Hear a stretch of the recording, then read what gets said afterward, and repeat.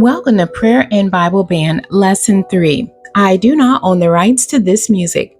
Today's topic is Your Ministry Matters.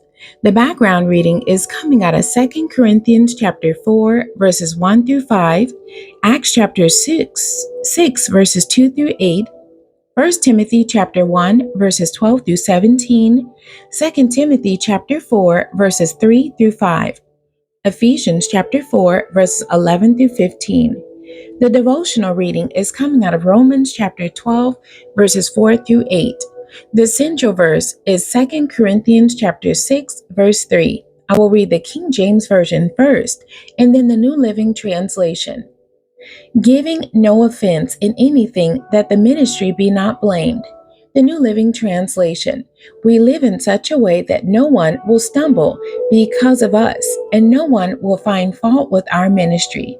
The key terms for today's lesson: discredited, recognition, ministry. Discredited, to have a good reputation destroyed, to have the lack or loss of belief or confidence. Recognition, knowledge or feeling that someone or something present has been encountered before. Acknowledgement of something done or given. Ministry, the action of performing religious ceremonies in church services, the act of giving aid to or serving. The introduction for today's lesson. The ministry of the Church of Jesus is always important. Every soul is important to God, for He made every man and every human in His image. The people of God are fearfully and wonderfully made. God has saved and called the believers to a holy life that will give glory to His kingdom and His name. He has a purpose for every person who has a ministry. For every ministry helps build the body of Christ. He put what is called the fivefold ministry in the church to perfect the church. He gave some apostles, prophets, evangelists, pastors, and teachers, which each has their own functions, but are all vital to the growth and well-being of the church. Every believer must be willing to yield himself to Jesus Christ and be willing to obey His commands. Psalm 115 and 12 tells the believers that they are so important to God that He has them on His mind. Because they are on His mind, He will bless them and their houses. The discussion for today's lesson.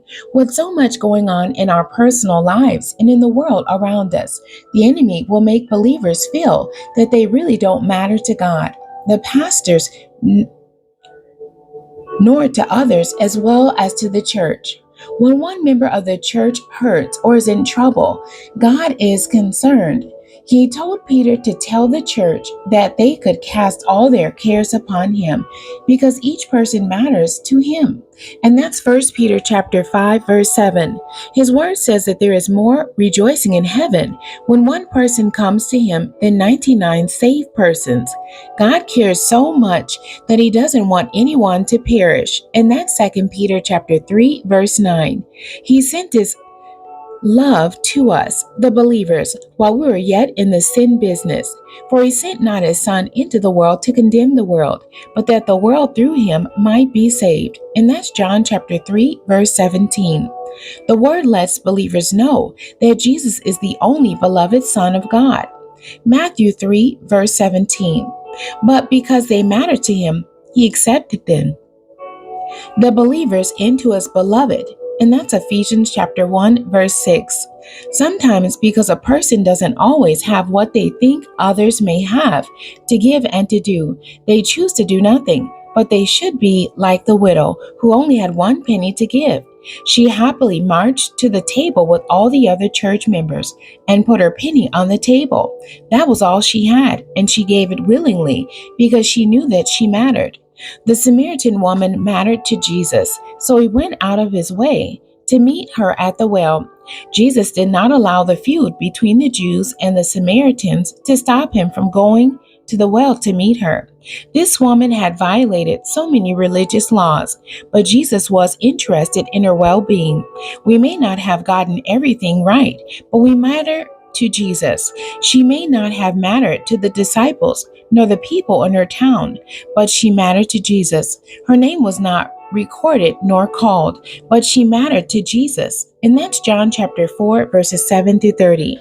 Jesus saw her value even though society had counted her out. After one conversation with Jesus, she was able to witness to a city and cause a great number of people to come, and their lives were changed.